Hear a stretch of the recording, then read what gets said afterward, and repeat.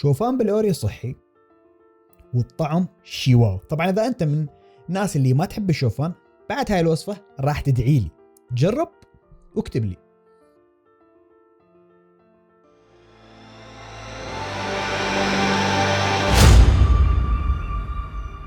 كل اللي راح نحتاجه بهاي الوصفة هو عن شوفان مطحون، واذا ماكو تقدر نفس الشوفان تطحنه.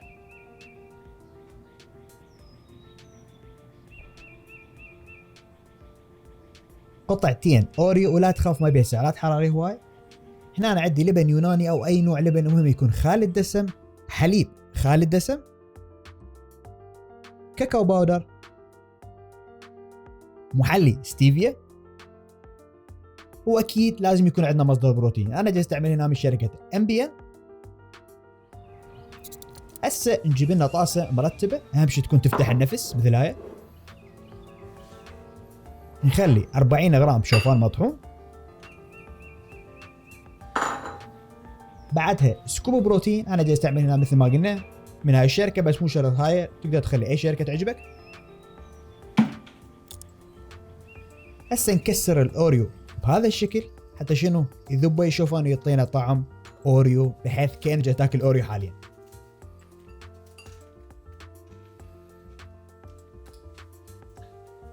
هسه نضيف خاشوقة لبن يوناني او اي نوع لبن خالي الدسم، خاشوقة شاي كاكاو باودر.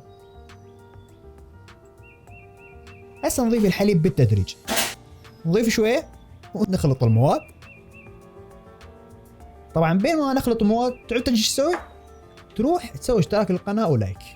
انا هسه احتاجت بعد، وكذلك انت احتاجت تسوي لايك، واذا حبيت الفيديو اترك لي تعليق. سويت اشتراك لو بعدك؟ لا اكيد بعدك، سوي اشتراك مع الجرس. المهم بعد ما يصير عندنا بهذا القوام،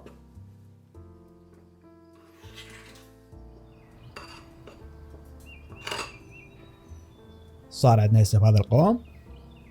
بعدها عدلوا قبل للثلاجة اقل شيء 4 ساعات، واذا نسويها بالليل نقدر نعوفها الثاني يوم.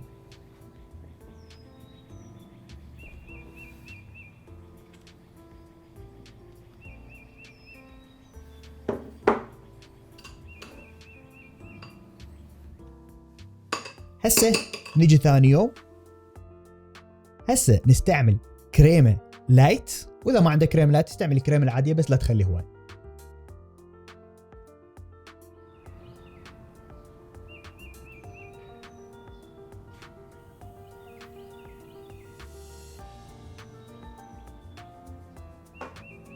هسه نجيب لنا قطعة واحدة اوريو بس نزين بيها الكريمة من فوق، وبنفس الوقت حتى تعطينا مثل ما قلنا طعم اوريو 100.